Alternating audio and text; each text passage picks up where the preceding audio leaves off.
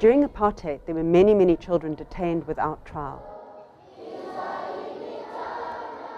When I started working in the courts, I saw children who'd been beaten by the police, bitten by police dogs, and they could even be whipped as a punishment by the court.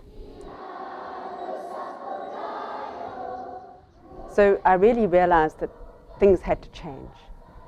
Later, when I was working for Lawyers for Human Rights, we ran a campaign called Free a Child for Christmas, and we managed to get 260 children out of prison that year. When apartheid came to an end, that was a time to dream. That was a time to think about what would a good country do about children who got into trouble with the law. And when Nelson Mandela made his first speech in Parliament, he said, "We will empty the jails of children." And he really meant it. And then I was asked to chair a committee that drafted a new law that said what would happen to children who came in trouble with the law. When I started working, there were 10,000 children held in prisons in any given year in South Africa. Now there are less than 1,000. So a lot of my work has really been about trying to keep children out of prison through writing laws that could steer them away from the courts and the prisons, and rather send them to programs where they would learn about the difference between right and wrong and learn to understand that crime hurts other people.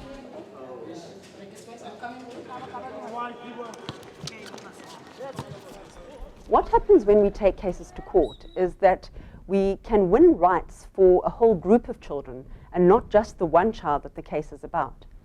A good example of that would be Shafi's case. Now, Shafi was a boy who came from Somalia to South Africa, and we took a case for him to win his right to get papers and to say that he shouldn't be deported without being offered care and protection.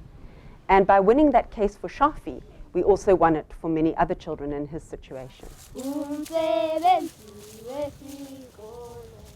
In the Eastern Cape, many children have to go to school in mud huts, broken down old mud buildings.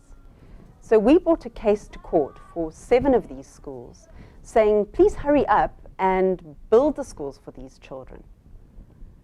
The government said, well, let's not go to court.